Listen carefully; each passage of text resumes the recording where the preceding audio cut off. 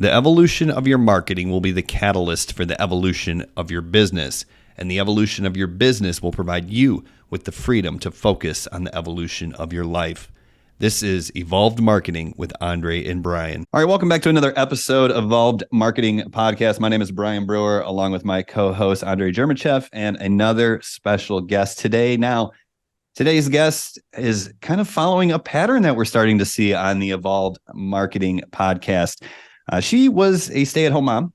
She has 3 young kids, 5.5, 3, and 2 years old. She's got 2 girls and a boy.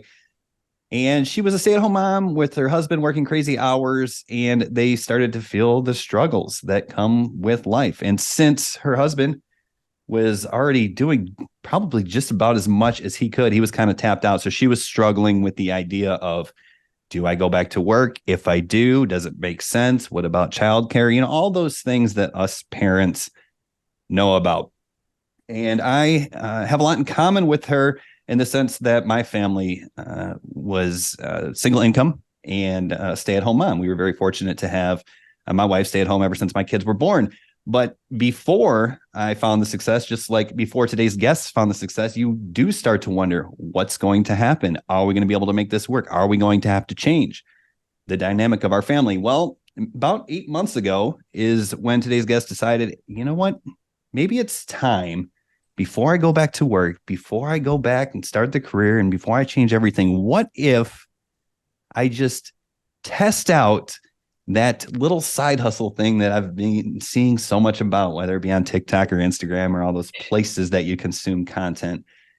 And from speaking with her, I think her husband was supportive because he sounds like he's a supportive guy, but I also think he had his doubts, wondering if this is really something that she wanted to do to herself. Did she want to put herself out there? Did she want to, quote unquote, go on camera and look stupid? Well, she did. And I'm not saying she looked stupid. I'm saying she went for it, and she did start that little side hustle known as affiliate marketing that we see so much about on the internet these days. And here we are about 8 months later. I know she's crossed at least $70,000 in commissions because I checked today and she is a 7X gold member with Legendary Marketer, but I know she has some other income streams as well, which we'll probably get into in the episode today. This should be a really interesting guest and an amazing person to talk to. So without further ado, let's welcome to the show, Megan Block. Thanks for joining us here today.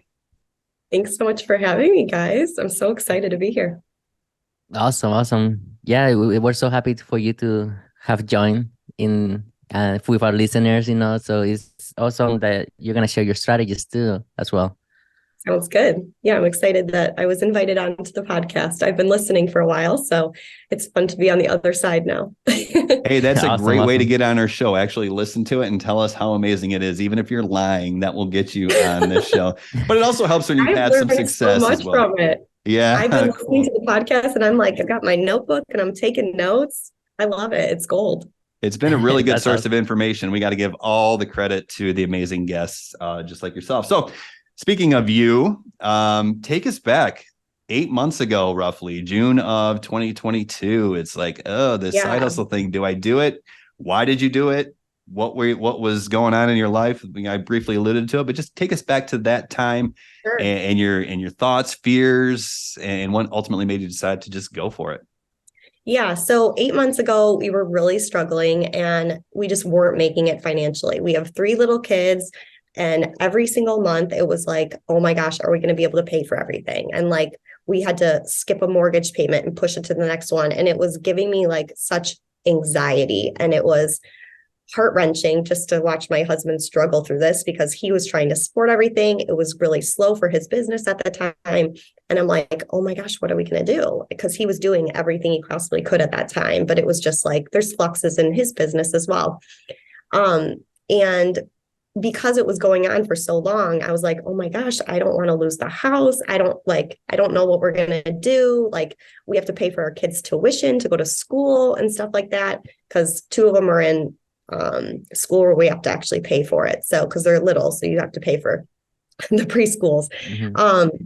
But it was just so expensive and everything was just really piling up on us. And one time, I can't believe I'm going to admit this, but one time our water even got shut off because we missed the payment because we were trying to stretch it to that next month. And I was literally mortified. Like, it could not be more devastating and embarrassing for me to admit this, but I know that this happens from time to time to other people, and I'm totally going to regret saying this. But it's the reality of it. And that probably was the turning point to me of being like, I am never going to be in this situation again. Like, I cannot live like this. This is so stressful. This is so embarrassing. My kids deserve so much better. Like, this never happened to me when I was growing up. Like, I don't want to give that to my kids. So I was like, I'm going to have to go back to work. And I was really struggling with it emotionally because I want to be a stay-at-home mom for my kids. I want to be there. I want to be the one raising them. I want to take care of them. They're so little, like 5.5 is my oldest, but I had like a 1-year-old at the time. Like, I'm like, you need your mommy. So I was really, really struggling with that fact. And I didn't want to have to send them to daycare. Plus daycare cost like exorbitant amount. It's like another full-time job. Yeah. And I'm like, how is it even going to benefit us if I go back to work and then have to pay like $1,000 a month for daycare, which is ridiculous. So I'm like, I have to find something else. I like refuse to leave my babies because we made a decision, like my husband and I, that I was going to be staying home with them because it's so important to us, for just like tons of reasons that I won't go into. But so I was, dabbling, looking at things like that I can do, maybe working from home, looking into things outside of the home. And it was just like making me sick to my stomach. I'm like, I keep seeing this girl on Instagram and I cannot get it out of my head. I'm like, I have to try it because she is doing so well. And I cannot, like, maybe it could work for me too. It's far-fetched, but maybe. Who was it by, just out of curiosity, who was it? Robin. Okay. I can't know her last name, but I was following her, but I just related to her so much. I'm like, she's made X amount of money and she's still able to stay at home with her kids and she's able to do this, that, and the other. And I just related to her. And, you feel that connection with someone online, right? So she's the sweetest girl. I just chat with her all the time. But she really inspired me. So I'm like, I'm just going to go for it. I'm going to try it. My husband, like you mentioned, was like, there is no way this is going to work. Like, this is a huge scam. It's a pyramid scheme. Like, this is ridiculous. You're going to look like can I say idiot? You're going to look like an idiot. And like, this is going to be so embarrassing for you when it fails. Like, you don't want that. Like, just stop. And I'm like, no, I really think this can go somewhere. I'm like, I really believe in it. Like, I've seen all these success stories. And he's like, okay, I'll believe it when I see it. So some time went on. Tell me to shut up if I'm talking too much. Keep going. I'm just taking notes. That way I can refer back to some really interesting things that you're saying. So continue, please. Okay. I'm super long-winded and chatty sometimes, so I apologize. So I went for it and it was a slow start. I made it first commission, which was like 80 cents or something after 18 days. But I'm like, look at this. And he's like, it works, right? Right. It works. And he's like, all right, we'll see about that. And a couple of months went by and then I started making a couple high ticket commissions and he's like, okay, well, we'll see, whatever. And then it got slow for a little bit. So I was like, oh, he was right. Like, crap. I hate being wrong. That's knife to my heart. I don't like being wrong with my husband. So, but I'm like, especially your husband, right? Yeah, for sure. And I'm like, I'm not going to tell him that it's slowing down. I'm just going to tell him that it's like totally fine. This is like normal. It's all good. So I didn't say that it was getting slow. And then all of a sudden it started taking off. And I'm like, oh, I can't wait to brag about this. Kind of rubbing in his face a little bit. And so when the bill time came and we were going to pay our mortgage, I was like, you know what? I got this one. And he's like, what are you talking about? I was like, I just paid X amount of money. Wait, so you were making money, but you weren't telling him how much you were making? No, because I was like embarrassed because I'm like, I can't let him be right. And he didn't ask. He was so busy with work. And it was just like, like I said, he didn't think it was a thing. And so I was like, I'm going to show you, I'm going to surprise you and, prove it to you that this is something. And now it's so funny because I'm making such a great number monthly that it's just like oh my gosh, like he's like, I can't believe I doubted you. Like, of course, anything you set your mind to, like you will succeed at it. So I'm not surprised. But I mean, that was definitely far-fetched in his mind for sure. But it's Yeah, I been mean, but when super you nice. you're struggling, you're going through things in life, anything at all extra helps out so much, you get me? So Oh, even if sure. you're making 100, 1,000 or $50 extra, you get me? It just makes it a big difference. Right. Like honestly, I just wanted like $300 a month just to be able to make sure I could give my kids groceries consistently. Like, not that I wasn't feeding them, obviously, but like avocados are expensive. I didn't eat avocados for months. And I gave like every bit of fresh fruit, fresh produce, everything to my kids to make sure that they had everything and they didn't feel any stress or like that they were lacking anything, obviously. But like I know that sounds so stupid, but like I didn't buy all the things that I would have liked. I didn't buy any snacks. I didn't buy any avocado. Like anything that would be an extra was not happening. Right. Like as a So parent, you don't want to show your kids that you're going through something hard, you get yeah, me? Like I remember for growing sure. up, I remember my parents will cook too and they will make food just for us, but now that I'm older, I'm thinking about it. I'm like, okay, well, they say they weren't hungry, but maybe we just didn't have enough money to for Right. us all to eat, you get me? So Right. that's what got me thinking.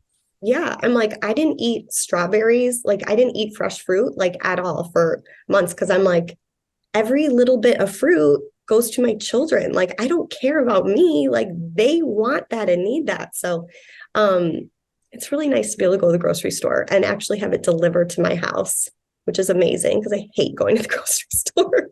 It's But it's a crazy, just the little things that, it really the is. extra freedom bring you. It's like they always say, like, can money buy happiness? Yes or no? Well, probably not, but it sure can remove a lot of stresses when Yeah, the when you don't have to worry and worry the about it. Yeah. stress and the anxiety. And I'm like, now I'm raspberries are my favorite, but my daughter loves raspberries. Now I order an extra case or two just for myself. And I'm like, I'm gonna eat the whole thing. Heck yeah, you do it. One thing that I mentioned, I was taking notes as you were talking because Yeah. there's a lot of really cool things that I wanted to highlight. And one thing that I want to touch on is kind of the dynamic that you see a lot in this space when there's a husband and wife, and I'll say team. And I don't mean team that they're working together on building the business or side hustle, but they make decisions together. They essentially, for lack of a better way of explaining it, they live and die together. You know what I mean? Based on the decisions that are made. So here you are, you're seeing this thing online, right? This side hustle. You're following Robin, who I'm not sure if I know who she is, but regardless, it's someone that you've invested time in and come back to and seen the progress and the results. And then you started to believe. So that right there is what gives you the confidence to say, okay, I believe I'm okay making these purchases, making these investments and moving forward. But your husband, who had not been spending weeks, months, or however long it was, quote unquote, doing the research, he just looked Mhm. at it as like a scam or a pyramid scheme. And that is so common. And it just shows you, like, when you get to the point where you're consuming content and you start to believe, it's okay to take the next step because you've done your research, right? So what was it that, was there a specific thing that made you feel comfortable moving forward, or was it just seeing yourself in the person that you were watching, or what was it that kind of pushed you over the edge, other than the fact that you couldn't pay your water bill? Right. Besides that, I mean, not only feeling connected and like that this girl that I was watching was being truthful and honest and that she was really actually getting results from it, which I appreciated. And but also just like the desperation of not wanting to go back to work. Like I did not want to be out of the home. I wanted to stay home with my kids. So I think just like trying to do everything possible in order to avoid leaving the home was kind of what, and just like hoping that it was going to do something. Yeah. And that's the same Yeah. pattern we've seen again and again and again from people who, just like you, who have these amazing stories where it's like they were just a regular dad or a regular mom or a regular nanny or a regular, whatever. And then all of a sudden here they are living completely different lives 6, 8, 12 months later. It's the triggering event Mhm. where it's that pain of like, I don't want that. But the other side of it is the pattern that we're noticing is anyone who does this for other people ends up seeing the success. And you did it for your kids, so you didn't have to leave them, so you could provide to them. And I mean, doesn't it just create a shift in your mentality? Is like make you work harder Oh my or gosh. you So, know what? oh my gosh. Yeah, absolutely. I know that like when I was working out of the home before I had kids, and it was taking up so much of my time, it was like 14, 15-hour days. It was just insanity. And I actually had to quit my job when I was working in that other position. I had a big role in the company that I was with, but it was so much pressure and stress for me that I actually had to take a leave of absence and then never went back because I like basically had just like panic attacks every day and had like a mental breakdown to, you know, wrap it up into a tight little bow. But I was like, I can't do that anymore because it was affecting me like on an emotional level. So then having kids, I was like, I have to be home with them to give them all of me and not have a stressed out mom who cannot give them what they need emotionally, physically, all that kind of stuff. Because I knew that when I do something, I like go kind of all in, and I am kind of like an all or nothing kind of person. And I didn't want to have to have that for my kids, because if I would have had a job, I would have given it 120%. And then I don't want to give my kids scraps, you know? So I knew that I had to be home with them so I could give them 120%. But then this allowed me to be home with them and still kind of get the best of both worlds. I don't remember what the question was. No, it's exactly it. You were doing for your kids, and that was really, you know, it's not about you. Like, you know, I know you said your husband has given you this, you know, thought. Maybe he's projecting, but he's like, you know, you're gonna feel so silly when this doesn't work, and you put yourself out there. But when you're focusing on what you're doing for the kids, you probably just don't care if you look stupid or not. You're willing to do anything, and it really kind of removes the pressure, right? Yeah, at the beginning, I obviously felt kind of stupid and silly. I am actually really introverted and I am not very social. And I like my small, you know, I would stay home every day and watch movies. I'd be like totally fine with that, not go out anywhere. So I did feel very stupid to be filming myself and talking to my phone and being like, oh my gosh, all these other people are going to be like listening to what I have to say. But I kind of just shut it off. And I was like, if I'm going to do this, like I'm in a room by myself. I still can't film in front of anyone. So like at all, like I have to be like closed doors away from everyone. Like I don't want anyone to still watch me or listen to me. I get very, very uncomfortable. So I still have that aspect of it, but I just kind of shut it off and I'm like, I don't see the people that I'm talking to, you know? So I just do that behind closed doors. And then when I post it, I'm just like, okay, it's gone. Yeah. Yeah, it's funny how you mentioned that because I can also record when somebody's watching me. Really? So if I'm in my office, I have to be by myself recording my videos. And same with my wife, like when she records her videos, I can be in the same room because it just makes somebody shy, you know? It's just weird. So shy. Yes. So, like if someone comes up to the door, I'm like, yeah, yeah. Uh-huh. Everything's it's like if you're doing something wrong, but you're not. right. It looks like that you're doing something wrong, but you're like, I just can't. Yeah. We're just done. What do you need? Thanks. So after initially taking action, you mentioned that you found some success, you were getting some commissions, and then it slowed down, right? Yeah. What were those challenges? Like, what was your mind going through when everything started going down? Honestly, I didn't get like into a really negative space. I just really believed that it was going to go somewhere, and I was still making those small commissions. So that kind of was like holding me on a little bit, but it was a certain length of time that was like a little, I guess, discouraging. And I know that most people during the slow moments, they're like, okay, well, I give up. This is not doing anything. Mm-hmm. But I really just believed in it. And I knew that I'm a hard worker, and I really like if I set out to do something, I usually do pretty well with it within my control. Like I know I'm going to give it my best effort, basically. So even though it was slow, I just kept going and I just kept hearing consistency matters, consistency matters. And I just never stopped. I never gave up. And then it totally turned around on me. Did you make any changes or shifts, or did you just kind of stay the course knowing eventually things would come together?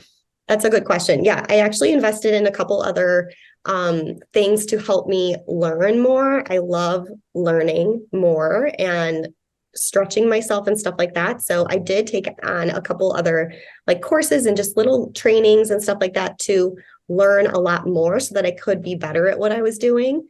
So yes, I definitely continued learning to be able to change what I was doing. And what was the big catalyst? Like a different strategy, or was it more of the confidence that you had about the subject matter, or was it both or neither or something else? It's kind of a combination of things, but it was the confidence and kind of just changing up a little bit with what I was doing and my comfort level in front of the camera so that I was a little bit more myself, more storytelling as far as like being very raw, I guess. And then also a social media strategy, which I didn't have before. So I invested in different areas to really gain a lot more insight with that. And I kind of dove in and took in as much information as I possibly could. And then I kind of revamped what I was doing on my end. And it exploded. So You said social media strategy, right? And I have looked at your Instagram account, and I can tell that it's probably one of the best Instagram accounts that I checked out in a while. Oh, thank because you. everything is color coordinated. You have templates. You do like so much work with your Instagram designing stuff. I don't know if you are the person that does the work, but it looks legit. Like I can tell you that right now. Thank you. So is that something that you learn investing in yourself, or like over time? Partly, but I also went to school for interior design. So that matters to me. That makes a lot of sense. Yeah. Yeah, that's what I went to school for. So that's just in me as well. But learning to have everything come across really professionally and having kind of like a page is like I want someone to come to my page and be like, okay, this is a brand. Like I see the cohesiveness. I understand that this is like legitimate because this person looks put together, you know? What is it? Fake it till you make it. So I wanted to look the part in order to grow while I was, gaining that traction. Yeah, it's interesting that, a majority of your success these days comes from Instagram. Is that correct? Almost all of it. Mm-hmm. Okay, cool. So the majority of your success comes from Instagram, and we just mentioned how, your page looks like a brand, and as Andre said, it does. I mean, there's color palettes and all those things that I don't know about but can kind of recognize, and it just looks really good. Well, what's interesting about that is as we were talking about before we went live here with the episode, I've been doing this since 2012, and I've never been able to figure out Instagram. I mean, I've grown YouTube channels to close to 100,000 subscribers. Obviously, TikTok I blew up on. Facebook Reels I'm doing pretty well on, but I could never figure out Instagram. And then what happened is I kind of changed my Instagram strategy, and I focused more on the branding in the background of my videos.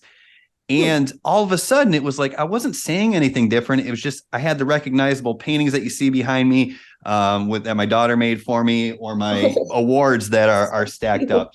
And it was just like consistency and branding. It's like it helped people instantly recognize me, and that got them to pause, which stops the scroll, which helps the content, which allows me to deliver my message, which generates the leads and facilitates the relationship that leads to the conversion. So obviously on Instagram, the branding, whatever it is super powerful. So maybe if you could, like with your interior design background and this proven product that you put out, just kind of give us some more tidbits of how to brand your Instagram. That would be great. I think that what you were saying, I'm just going to touch on that really quick. So while you're scrolling, if you have created this brand and you're consistent throughout, like when people scroll, they see my green and they know that is me probably when they're scrolling. I chose a color that was not very prevalent online, and something that would stand out against other things that while they're scrolling to stop the scroll, because that's what we want, right? So not only is the hook important, but I feel like the consistency, like my background is usually always like very clean, crisp a little bit, So I try to be cohesive so people have that recognizable factor for sure. And then the branding, I feel like not only coming up with something that's cohesive on the page when you're looking at it, but also like in every single thing that I do online, it's consistent. Like my stories, I'm huge on stories. It's a huge part of social media, especially with Instagram. And I am consistent with every single story as well. Like I do my little color marker in order to find the right color with every single story that I post as well. And having engagement within your stories is so important as well. And then directing those people to the direct messages like that's where the conversions take place. Yeah, that makes a lot of sense. I mean, I see your stories too, and you post like 20 slides every single day, and it's just insane. Especially during those time periods of sales. Yeah.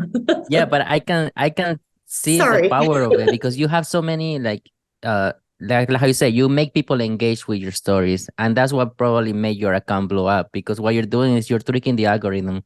So the more Mhm. people are engaged with your posts, Yeah. and then after that they go to your DMs, right? Which you're trying to get into your DMs, and then the more you keep somebody on your account on Instagram, the better it will be for your account, because then they're going to start pushing it to other and more and more and more people. Right. If you're engaging in my stories, you are for sure going to my DMs for sure. So then what strategy do you have after that to convert those leads? Like Say it again? you have, like, what kind of strategy do you have after the like messaging maybe? Because you have a really good page. You have a really high engagement storyline, I guess you can say. So after that, how do you convert somebody? Is it your content? Are you talking to them? I talk to everybody like they are my neighbor, my friend. I'm very conversational. I call it like conversational sales. Like I just talk to them like they're my friend. My kids are usually in the background. I'm like, sorry for the noise. My kids are in the car with me, or I'm trying to make dinner and they're like playing tag. I'm sorry. Like, I hope you don't mind, but this is when I answer my messages. But I just talk to them like I'm not salesy at all. We don't sell anything. Actually, we just promote stuff anyways, but I just talk to them like I would talk to my friend, but I talk to everyone through voice text. So Everyone at least has one voice text to me with me, depending on the length of the conversation, but I will always send at least one to let them know that I'm a real person and to make that connection. Just because, there's so many robots and scammers, and I just want to like ease people's minds. But you'll at least get one voice text from me at all times. Sometimes I can't because I'm answering it when my baby's sleeping and stuff. Yeah. But this is where you actually like record your voice. You record a voice clip into Messenger and you send it over to them. Just click voice return text message and I'll just answer it right there live, I guess, Right. but as a message. Mm-hmm. Yeah, that's another pattern that, okay, now you're the fourth person that we've had on the show, and you'll be, episode 19 or 20. I'll have to look, but I mean, that's 20% of the folks who are making, I don't want to assume how much you're making, but 20, 30, 40, $50,000 a month, they're using these voice messages as such a it's a huge conversion tool because of all the trust that it really builds. Now, I think we can understand, and let me just make sure I understand this. You post your content, you post your reels that brings people into your brand, then you post stories to keep them engaged, kind of create that omnipresence. And then your call to actions, is that usually like DM me if you have questions, or what does that look like?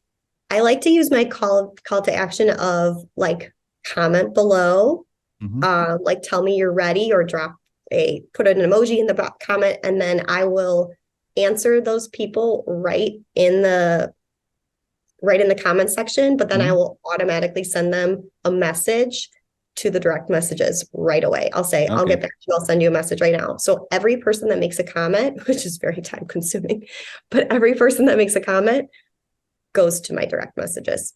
Okay, so that starts the conversation then. So that paints a clear picture. So I think we can all understand that. Now the conversation has started, and you mentioned that you're going to respond to everybody, and you're going to just be very conversational, just like you're talking to your neighbor, your best friend, or whatever. You're going to make sure you send at least one voice message to kind of build that trust a little bit further.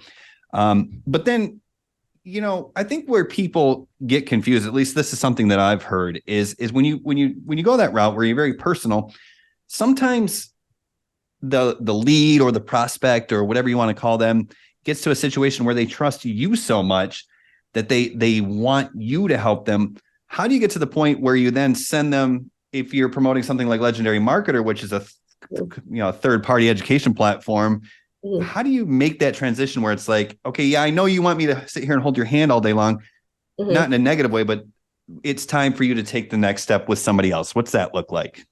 So I say, this is exactly how I learned and got started with this. And I trust this program because this is exactly how I've been able to do what I do and well. So I'm going to refer you to this same training that I took because I can't teach it any better.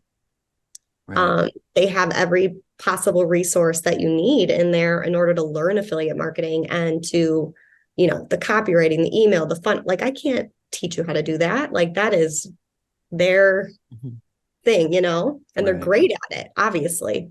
So I think that's what's lost on people is you kind of have to take a back seat at some point and be okay with saying, actually, this is the number one authority on the subject matter. And that's where people get lost. It's like, no, you don't have to be the coolest person in the room. You just have to be the second coolest person in the room and then have the product be the coolest person in the room, right? The one thing that changes everything.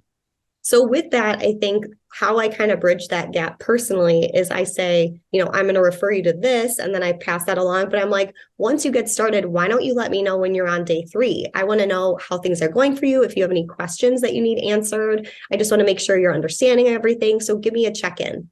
And so they usually are reached out and they're like, I'm on day 3. I'm so confused. And so I give them a little bit of a encouragement, pep talk. I was so confused at the beginning too. I had no idea what I was doing. These were words I've never heard of before, honestly. But like the training does go into more depth, and that's why I can't teach it to you.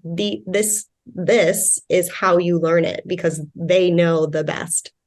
So then it's just like that check-in, and then they reach out to me usually again. So and the cool thing about it is that they're communication. Yeah. So then after they reach out back to you again, do you ever jump on calls with them? Maybe they need extra help. Is there anything that you offer them on the side?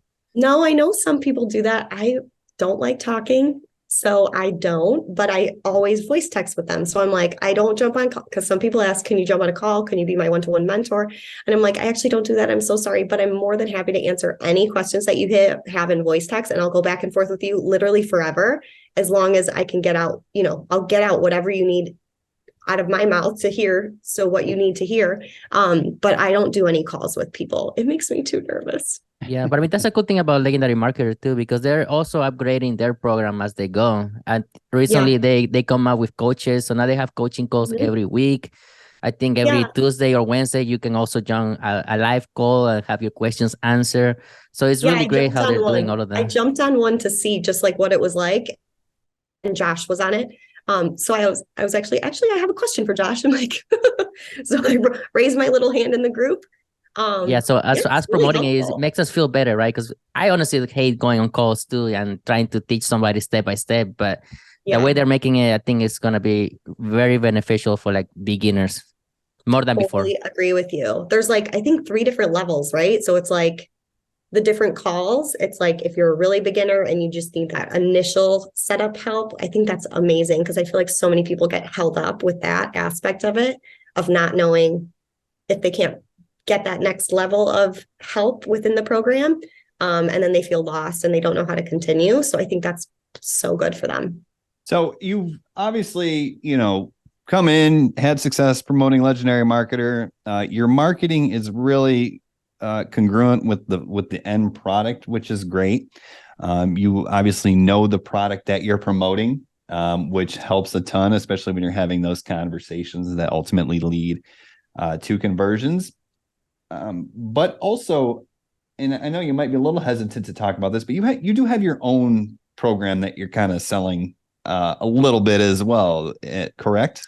A little bit as well, yes. Yeah.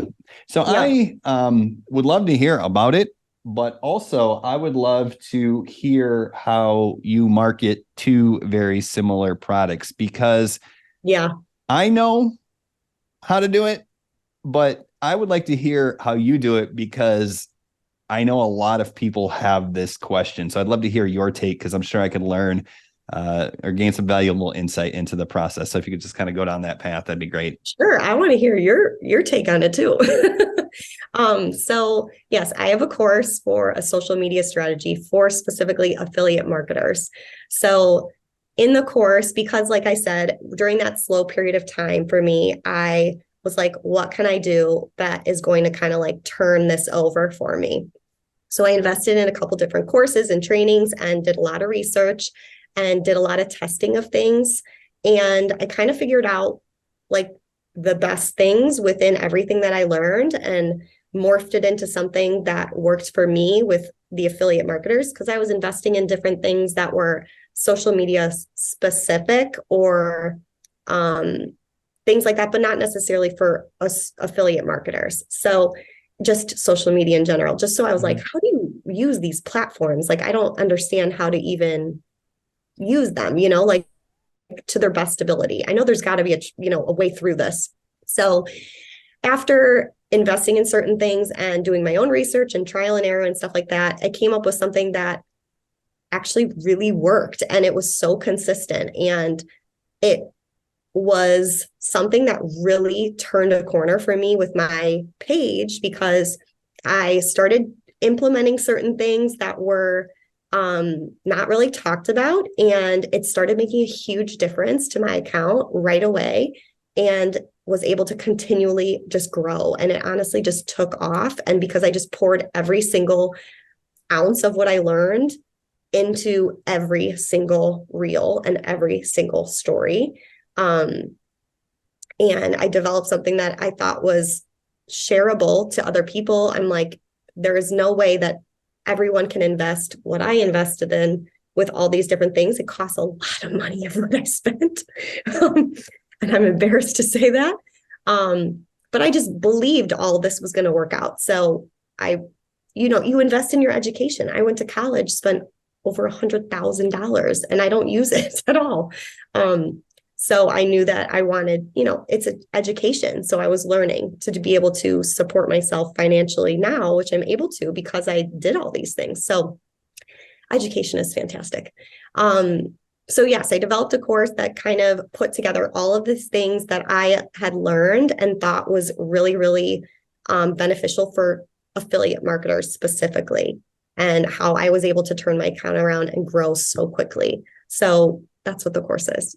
So basically you found a gap that wasn't being filled essentially, and that created the opportunity for you. So how do you propose this to your leads, I guess, is the second part of that question, because, you don't want to cannibalize your high ticket commissions from legendary marketers. So how do you promote those congruently, I guess? So I'm just really honest. I say, legendary marketer is gold for teaching you how to do affiliate marketing. They teach you how to promote generally on each platform. They have copywriting, email marketing, everything, I go into the whole thing. But there is an aspect of it that is not in detail. And I was left kind of trying to figure that out all on my own. And I know a lot of people struggle with that. So after, getting through legendary, a lot of people, you need extra education. And so if people come to me being like, most people reach out to me and just say like, how were you able to do this? And I'll be like, I invested a lot of extra money and time and resources in order to learn all these things. And I developed a course to kind of fill in the blanks of what I thought was missing from that training, which is gold to learn how to do it. But social media is a totally different beast, like it's entirely separate. Nothing overlaps. So I'm like, so a lot of people are like, oh, should I just take your course and not do can I say blueprint? Yeah. Okay. You can say whatever. Should I not do the blueprints and just take your course because it's less costly? And I'm like, it doesn't replace anything inside of the blueprints. And nothing I teach in my course is taught in legendary and vice versa. You will not learn anything you will not learn anything in my course that is taught in legendary at all. It's entirely separate. So it's supplemental in order to get like the best well-rounded aspect to be able to get where you want to go. Yeah, just how Brian just said, like you found a gap in the market and then now you're just filling it in with your knowledge about it. Mhm. And it makes a lot of sense. It's such a cool add-on. I mean, like you say, you learn everything from Legendary Marketer, but they don't really teach you like everything, especially with social media, right? They give you the general advice, how to do stuff, but they don't really teach you. They don't really sit down with you and teach you how to market, how to be the social media presence that you should be having. Um, Right. so it's such a cool add-on that you also give that to your customers, basically. Have you ever combined both of them into one thing? For example, giving your course as a bonus for people to buy more blueprint sales. Say it again. Make So, sure for I example, understand. let's say you wanna give this for free to Mhm. somebody that is interested in buying the blueprints. Maybe there's something that you can offer as a bonus. So maybe Oh, you'll get more conversions in the end with Legendary Marketer. oh yeah, that's a good. I'm gonna write that down. Yes, That's okay, so that's the answer. that's You haven't smart. done this before, right? So No, I have did that not ever done it. cross your mind? It never crossed my mind before. An incentive to continue on with the training. No, And get and buy more of the blueprint sales. For example, hey, if you buy the blueprint, you also get my amazing social media marketing course on the side. that's a thought, but also at the same time, it's I make a very good commission off of my not commission, but it how do I say that? You make money I when you don't sell want- it. I make money when I sell it, Yeah. and I don't want to give it away for free. Yeah. I've done very well with my course, and I'm very proud of it. So No, That's yeah, awesome. it makes sense. Yeah. I don't think actually I would want to give it away for free. That's awesome, though. There's That's a lot great. of stuff in there, That's you know. great. But I mean, So, really, you answered the question. You just found a gap, right? And I think the problem here that I see with sometimes new affiliates is they feel like the prospects or the leads are just sitting there with this money and they can only put it to one place. mhm. Right. But the reality is when you solve one problem for people through the purchase of a product, then it opens up a whole nother set of problems as well. Mhm. For example, this award back here that you can see if you're watching on YouTube is for when I won the dream car. How did I win that? Well, when I'm promoting Legendary Marketer, now they have the education. Now, what's the next thing they're going to need? Well, they're going to need software and funnels. Oh, Right. here, why don't you take these and go sign up here? And then, and you build out this, I call it linear affiliate marketing, where you're basically Yeah. solving every single problem that comes up at the right time with a product that either pays you directly, as in the case with your course, or through a commission, which is the case in software. So that's, sounds to me like I'm a big fan of giving away a lot of stuff for free, but it also is a testament to the fact that you're probably right. If you're making good money selling this course, then it's just the next thing. So keep on doing it, girl. Thank you. Yeah, I'm like, now that I'm thinking of that, I'm like, I would miss out on X amount of money that I've already made. So no on that one. Okay, so now here goes my next question. Are you ever gonna maybe stop Legendary and just promote your course so that way you get 100% of everything? But I don't teach the affiliate part. Like, Yeah, but there's also other social media people that want to learn social media. You get me? That's So it's like true. it's just a I completely never different thought market. about that. I like, as I mentioned earlier, this was my first kind of like go at anything side hustle-y online and anything online. So I have like this, like, bond, I guess, with like Legendary Marketer. Like I like it, I love the people that I've met with, point blank right here. But like I love the community for Legendary Marketer. It's been so awesome, honestly. So I don't think I would ever just totally give it up. I love it.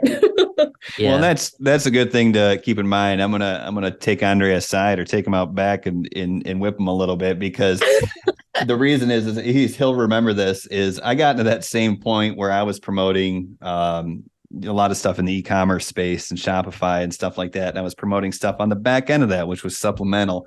And then I got to a situation where I was like, well, shit, I'll just make my own stuff and do my own coaching program. And I successfully just destroyed a $50,000 a month affiliate marketing business in 2019. And I mean, I just burned it to the ground because I basically shifted from what was working because I got bored or sidetracked or distracted or whatever. So, Yeah, my advice to you is keep running with what you're doing, promote something you love on the front end, fill in the gaps on the back end. And if it gets boring, just embrace the boring and realize it's just because you're getting really good at it. So keep doing it. But that leads me to the next question is where do we go from here? Because I like to ask this question, especially to the people who are high touch like you are, right? You're in there, you're having conversations with the leads. Which self-admittedly takes time. It takes up time to answer all those DMs and message requests. So going forward, are you looking to scale? And if so, what's the plan? Well, that's funny. Yeah, I would love to expand, and it does take a lot of time, but it's also super fulfilling. I love the energy of being able to create something, and I'm creative. I went to school for interior design, so I love being able to fulfill that creative outlet, I guess. So it's really fulfilling for me. And then obviously a huge monetary aspect. So I would love to keep going with it. I know it's, not everything lasts forever. But while I have the time, I would love to continue. Just keep doing what you're doing and grow your brand. I have other ideas. I want to scale, I want to grow. And I also have an idea for another course as well.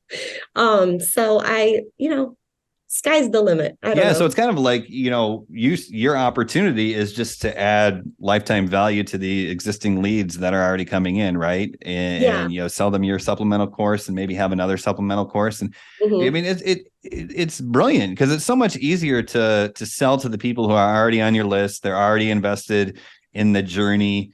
They already know you, like you, and trust you. They understand your language. So why not just continue to market to them? So I've been on your list since your email list since about December, just to kind of check you out and see what's going on. I like to spy on other people.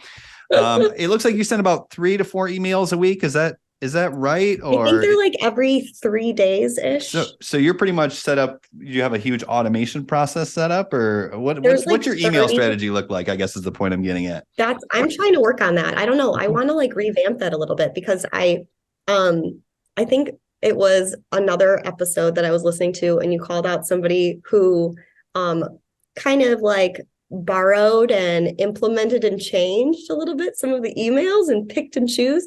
And I feel like I did that as well. And I want to make it more me. So I want to revamp them a little bit, but just takes time. But I have 30 probably that are automated every 3 days or so. And then I was I just thought about this earlier this week. I'm what happens when the 30 are gone? If someone, shouldn't they still get something? Shouldn't I remind them every once in a while? So I just sent a broadcast out a couple of days ago, just being hey, blah, blah, blah. And, giving my little tidbit of encouragement and reminding them. But I'm I should probably do that, I don't know, twice a month or something to the ongoing, because I don't want to annoy people, but I don't know what the best strategy is for email marketing. I don't know. You should annoy them every single day. Every single day. Every day? Really? Every day. Someone told me the other day, oh my gosh, it was so funny. I was if you something about, it was a comment on TikTok that I got. She was yeah, I get a lot of your emails. I was just unsubscribe. If you don't want them, just exactly. Yeah, because I usually send one email every day, but oh, really? On my sequence, basically, right? So when they go through my sequence, and then this is the part where I struggle too, where I stopped emailing them after that. You get me? And I have heard this from a bunch of people in the podcast too, and that's something that I have to get better at. And I know a lot of people need to get better at and just keep emailing. Right now, I just invested in myself, and this person emails me 3 times a day, and it's just insane how much emails he's sending me, you get me, about the thing that he's selling, but it works because he's making so much money. I think I also subscribe to that email, Andre. Yeah, because I'm getting. It works. He's making $1 million a month, and I'm whoa, okay, wow. but then that's how you eliminate those people that actually are interested, and then the people that are not interested. So if somebody says, right, if somebody says, hey, I'm just gonna unsubscribe, stop emailing me, go ahead, you get me, maybe it is not meant for you. Be a sale anyways, but exactly. Yeah, but that's true, because you want to be in front of someone, like what is it that you have to be, someone has to like hear the same thing over and over and over before they kind of like feel trust and want to purchase and stuff like that and move forward. They have to like hear about it for a certain amount of time. So that makes sense that you would send an And same email. with social media. Like people are digesting your content, so many videos every single day, 3 times a day, or 4 times a day, or 5 times a day. You get me? So they're Right. just watching and watching and watching and repetitive every single day. That's so true. Yeah, I know. I'm like, I remember when I first started, I was sending like, or I was doing, because I was trying to grow. So I'm like, what should I do? I need to show up 5 times a day. So I was doing 5 reels a day. That was exhausting. I could not withstand that. So I obviously stopped. But I remember thinking to myself, I'm like, I am going to annoy the crap out of people and like they're going to unfollow me. But I'm like, but those are the people that are not interested and don't really matter for my account growth anyway. So that's okay. Right. Yeah, It's better the to more- get an unfollow than somebody not to engage with your posts. True. Very true. Yeah, on New Year's Eve 2022, Mhm. I queued up 5 emails that went out that day. Okay, because Right. I'm leveraging the end of the year, new year, like I got to make a change. I Mhm. doubled my monthly income in one day for December, so it works. Wow. And the other thing is I just got my bill for my autoresponder today, and it was $1,900 this month. So I love deleting people because it saves me money, right? So- Did you say 1900? Yeah, 1,900 for my autoresponder was this month. Yeah. It's because I send a lot of emails, but obviously it pays for itself. It's totally worth it. Yeah, You know what no, I mean? for sure. Yeah. It's all relative. I But know. yeah, email the crap out of people. I always say email people until one of you dies, and then you'll still even if you die first, you'll still email them until your automated sequence runs out. So it's like you get them from beyond the grave or whatever. But I always think about the phrase I heard, and I don't know where it comes from, but it's what's focal is causal. So if you're constantly in the inbox talking about this thing, which maybe it's Legendary Marketer, now that's the focus for them. That's all they can see is you talking about Legendary Marketer, Legendary Marketer, Legendary Marketer, 15-day challenge, 15-day challenge. So they start to think, okay, this person's successful and all they're talking is about this. So that means if I want to get that, it must be to buy this thing. And at that point, it's not even about being good at writing copy. It's just, hey, I've hit him over the head 19,000 times. So like, this must be the only way to do it. It's just like one of my favorite stories I love to tell is you have kids, so hopefully you'll appreciate this. Is my son? I have a daughter and a son, and my son's 9, and he is a persistent fellow. And I don't give in to all the whims because that would be terrible. I can't just give them everything they want. But also, I try not to discourage his persistence too much because I think it'll serve him well later on in life. But the way I say it is he is so persistent. He will come at you from so many different angles. That is the reason now that we have a hedgehog. I never in my life thought I'd have a pet hedgehog in my house, but we do because for 6 months, he did all the research and he told me the pros and the cons and where to get one and all this stuff. And finally, I was like, I can see this is important to you. I'm going to take the leap. And that's the same strategy that you should apply to your email list is just be like a 7-year-old, just like, can we go now? Can we go now? Can we go now? Are we there yet? Are we there yet? Are we there yet? Exactly. The amount of times I'm asked the same question over again. I'm like, didn't we just talk about this like a second ago? No. And it's worse when they know they want to go somewhere and then you tell them yes, like at the end of the week, and then all week long they're reminding you, hey, are we gonna go? When are we going? After this, I'm picking up my daughter from school and I'm taking her and her girlfriend to go painting, like ceramic painting. But I told her this like last week and then she got sick. So we had to wait and it's got postponed. Are we going today? Are we going today? Are we going today? I'm like, So that's how you're supposed to email your people. Yeah. Okay. That's all kids I do. love it. Kids constantly test the boundaries to see what works. So So- we can learn so so much true. from them for our marketing. So just So continue true. to hammer them. So anyways, you mentioned you're going to, pick up your daughter and take them painting and stuff like that. So we don't want to keep you too long. But one thing we like to do on this podcast is kind of turn the tables and allow you to ask us any questions if you have any. So if you do, please feel free, fire away, and I'll turn it over to you. I was thinking of other questions before we started this, but now I have a totally different question. I want to ask you guys about your email marketing. So do you both send out emails every single day then? For me, I don't. That's something that I need to get better at. Like I have my sequence. I think it's 30. I think it's more than 30 emails, like 45 emails maybe. So Okay. they get that every single day. And Okay. then You do every day?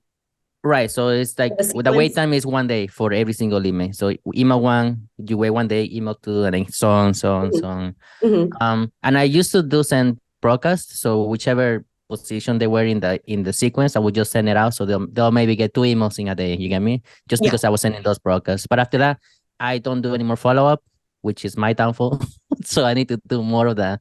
But then Brian can let you know his expertise. Yeah, so I have I kind of just outlined a little bit about my strategy. So I have a little bit different idea about affiliate marketing than some folks do.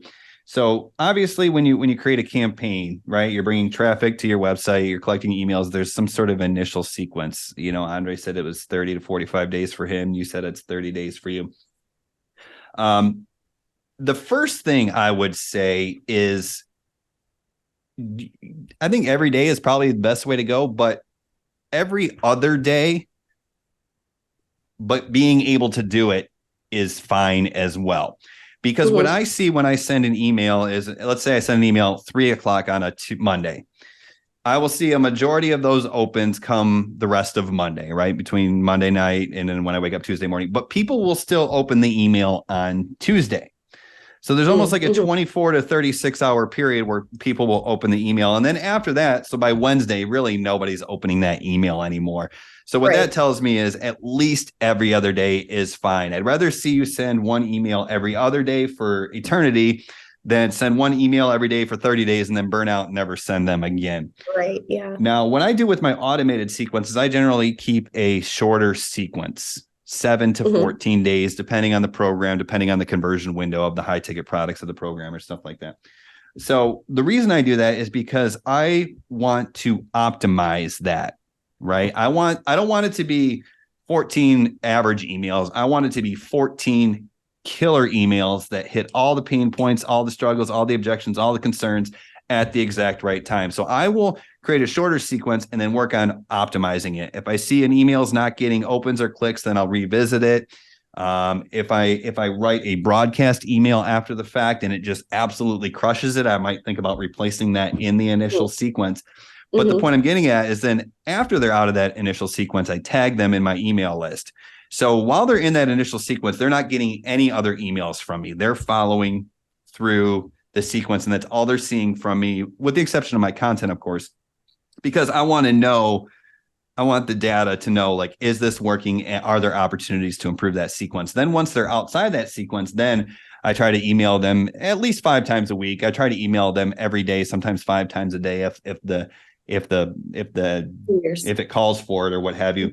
And it's just kind of one of those things where it's the same thing, like just using like different analogies or different, telling stories that relate, or you're trying to have fun with it and get creative, but ultimately always pushing them back to something, whether that's my initial product or whether I shift and maybe promote a new opportunity for a few days. And like I said, if I find something that just absolutely crushes it, then I'll think, how can I use that email again? And one thing that I like to do to help me, and this is kind of my last thought on this, is we want to send emails regularly because we got to keep showing up. We got to get them at the right time, right? Like if we send an email at 3:00 on Monday, they might be busy until 9:00 on Monday, and then that email goes to waste. So we want to make sure we're showing up again and again and again, so we can get the message to them at the right time. They decide what the right time it is by when they open their email.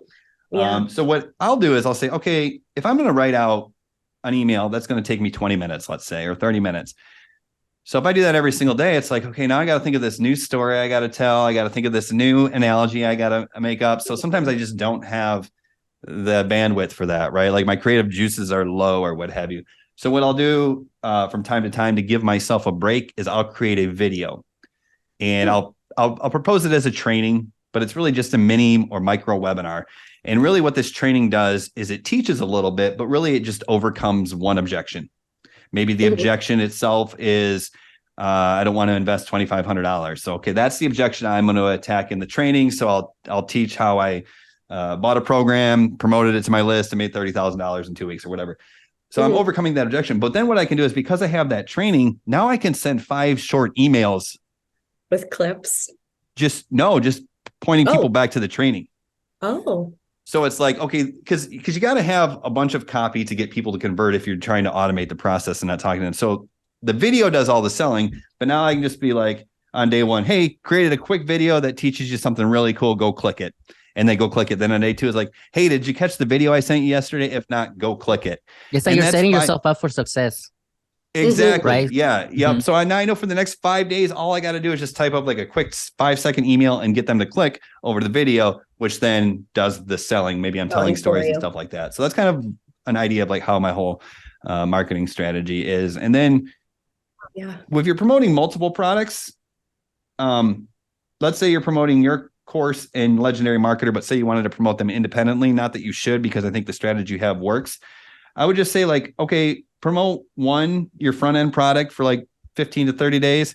And then when you're going to promote the second product, that's fine. Switch to that, but make sure you promote that for another 15 days because it takes people time to warm up to a new idea. Right.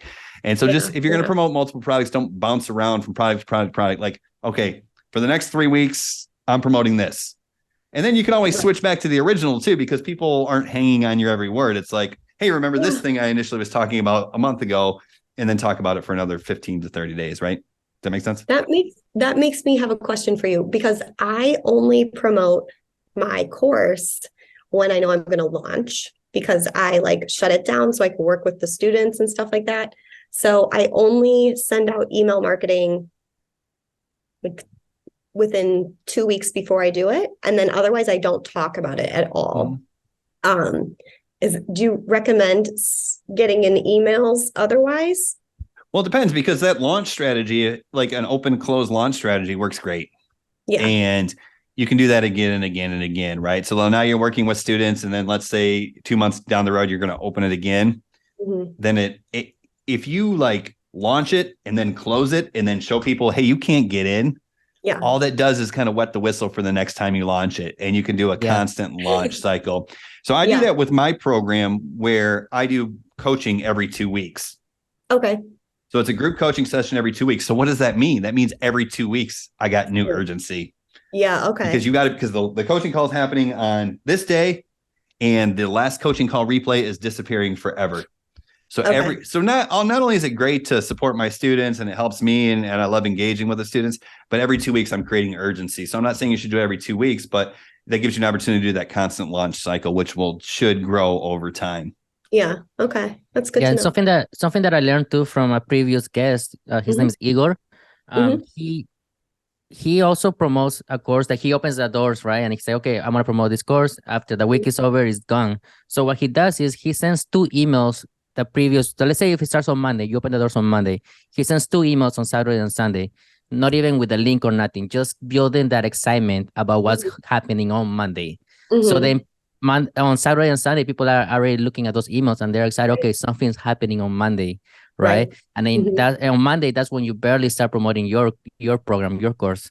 And then by Sunday, you close the doors. But throughout that whole week, you're emailing them every single day. Yeah. Now, when it gets to Friday, you email them 3 times, maybe 2 times a day.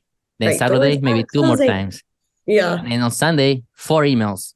And that just builds that, or 5 emails. There you go. So that just builds people, and for sure, if they don't convert on this one, they're gonna convert on the next one you open it for sure, because the excitement is already there.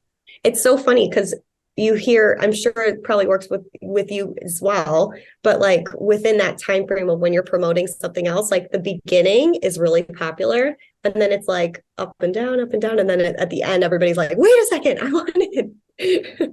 So it's kind of cool how that happens, but it goes along with that email strategy as well. Yeah, and deadlines make deals. It's a quote I heard from the Cowboys owner Jerry Jones. Deadlines make deals, and they certainly do. You'll do 50% of if you do a week-long launch, you'll do 50% of your launch in the last 3 hours of the last day. You know what I mean? And it's crazy. Yeah, that lasts. I want to give you an opportunity to ask any other questions, but I also know you got things to do. So before we get too far into it, how do people find you, Megan? If they want to track you down, they can find you on Instagram. Just where do we track you down? Instagram. Make Money with Megan, spelled out WITH, no abbreviations. So many scammers, so watch out for those periods. But I have no abbreviations in anything. It's just Make Money with Megan. Cool. And that's the best place to That's follow def- you and connect That's with the you. best And place to reach me. And I reply to every single direct message. So anyone can send me a message. well, we'll make sure to go ahead and link that down in the comments or wherever you're watching this when it is posted live.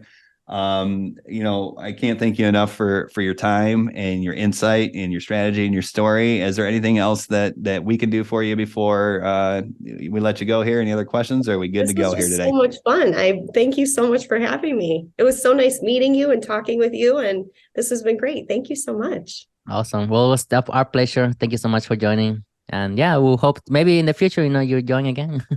I'd love it. Awesome. All right. Thank you very much. Thank you, listeners. And we'll see y'all on the next episode of the Evolved Marketing Podcast. Bye now. Thank you, everybody.